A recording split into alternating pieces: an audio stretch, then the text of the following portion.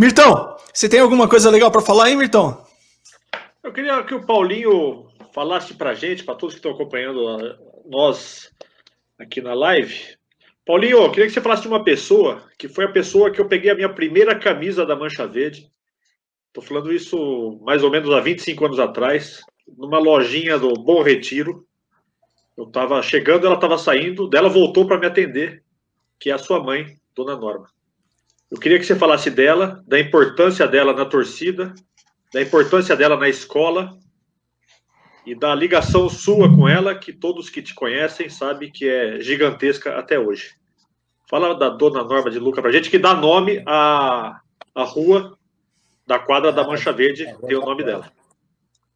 Não, cara, me emociona, né? Falar da minha mãe é complicado, né? Porque a gente era uma família que, eu com meus 6, 7 anos de idade, a gente tinha tudo, né?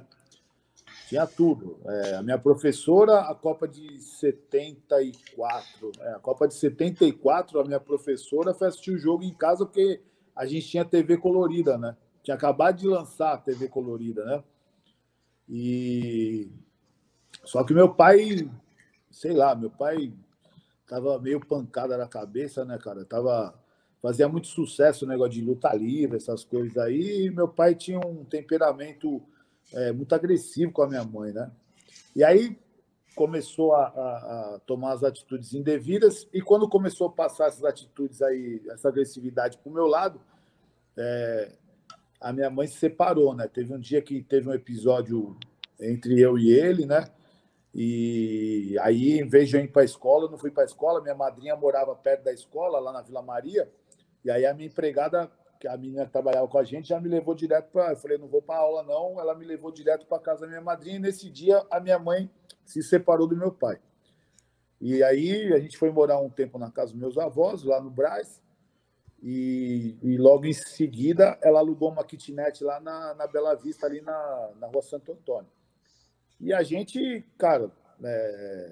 Não, desculpa. Antes disso, a gente foi morar na Rua Taquari, em frente ao Distrital da Moca. Era em cima de um bar, bem na frente mesmo. Ainda existe, né? E em cima era um centro de Umbanda, né? E a minha mãe frequentava já. E aí eles liberaram para montar um quartinho lá no fundo lá. Então a minha mãe montou um quartinho, tinha uma cama só de casal, que a gente dormia os três nessa cama de casal, não tinha fogão, ela lavava a roupa na banheira do banheiro lá, né? E o fogão era uma espiriteira. Então a gente teve muita dificuldade, né, cara, de passar necessidade mesmo, de passar fome, de eu pedir no boteco lá embaixo, lá, eu pedia fiado pro cara aqueles bolos de bar, né, e aquelas caçulinhas. E aí eu sabia o dia que a minha mãe recebia e eu ficava no pé dela para ela me dar o dinheiro para me poder pagar o boteco, né? E aí depois ela começou a trabalhar em 2 empregos. Ela trabalhava no Rubaiá e trabalhava na Pancron, na indústria gráfica, né? Como telefonista. E aí a gente, em 78, a gente foi morar no centro. Ela alugou esse kitnet aí, a gente que pintou e tudo mais. E aos pouquinhos a gente foi dando uma melhoradinha, né?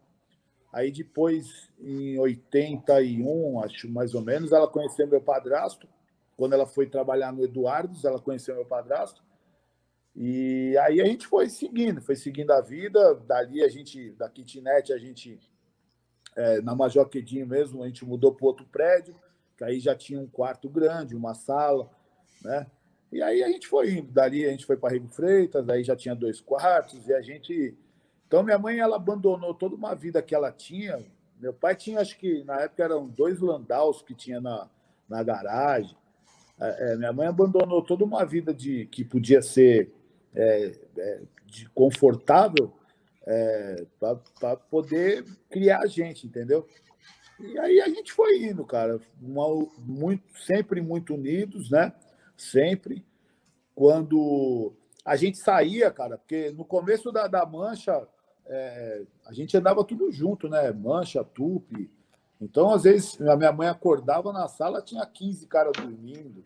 né? Ou então, às vezes, quando a gente chegava num monte de cara, ela ia fazer comida para todo mundo, o Marcelo da Tupi, né? O André, o caramba.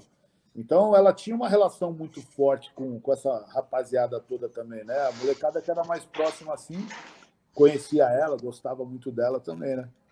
E quando eu assumi a torcida, as bandeiras, ela que costurava todas as bandeiras, né? Quando o Ricardo era presidente, a gente tinha um time de futebol society e na época era areia, né? Não tinha grama sintética, né?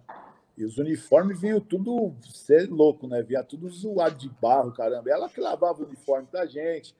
Tanto é que na festa de aniversário, que foi no Terraço Itália que o Ricardo fez, ela foi homenageada. Então tinha uma relação muito forte, né? De amizade, de a molecada gostar, né? O Cléo gostava muito dela, o Moacir. E com isso foi. Quando eu assumi, aí ela costurava todas as bandeiras para a gente.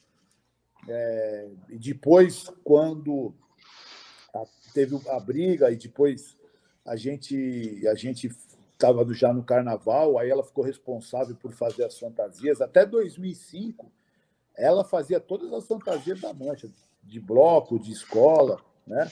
Ela fazia todas as fantasias. Então, ela teve uma relação muito próxima com uma boa parte da liderança nossa e a molecada daquela época, né? E por isso foi criando um carinho, um respeito, né? A minha relação com ela sempre foi muito forte, né? Porque quando eu montei a confecção também, ela cortava as camisas, cortava com a tesoura, né? A gente no início não tinha máquina de corte, não tinha porra nenhuma.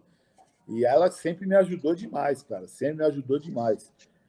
E a gente, criou uma relação além de mãe e filho, assim, né? A gente sempre foi muito unido, na verdade, né? Por causa de todas as dificuldades que a gente passou na vida, a gente sempre teve uma relação de união muito forte, né?